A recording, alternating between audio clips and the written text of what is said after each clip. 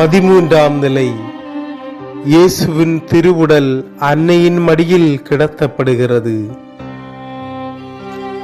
இயேசு மெசியாவே, உம்மை நாங்கள் வணங்கி ஆராதித்து போல்கின்றோம்.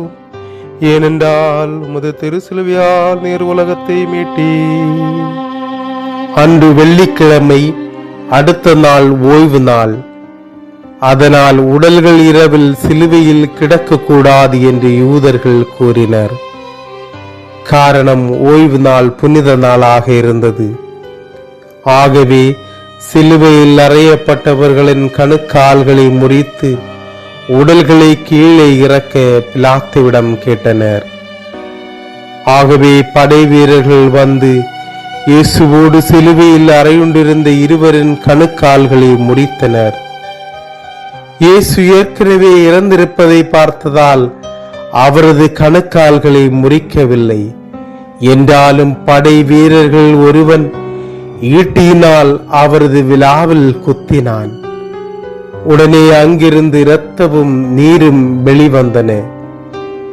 பிறகு இயேசுவின் திருவுடலை சிலுவையிலிருந்து இறக்கி அவரை மாதாவின் மடியில் கிடத்தினர்.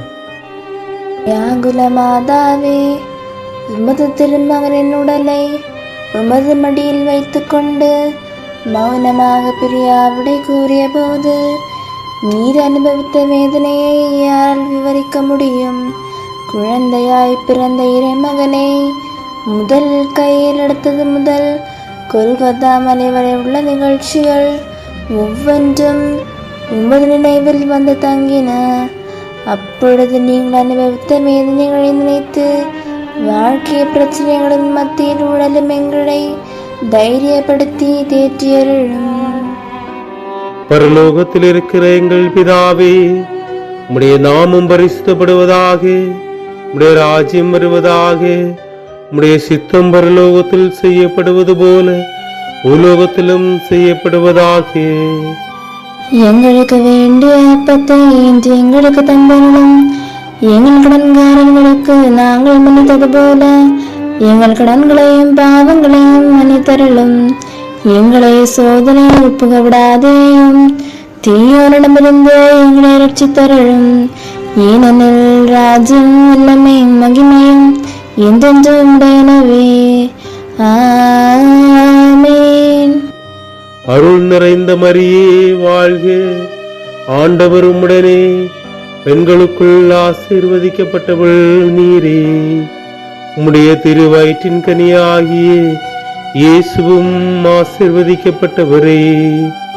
மரியே, பாவிகளாயிருக்க எங்களுக்காக இப்பொழுது எங்கள் இறப்பின் வேளையிலும் வேண்டிக் கொள்ளும்.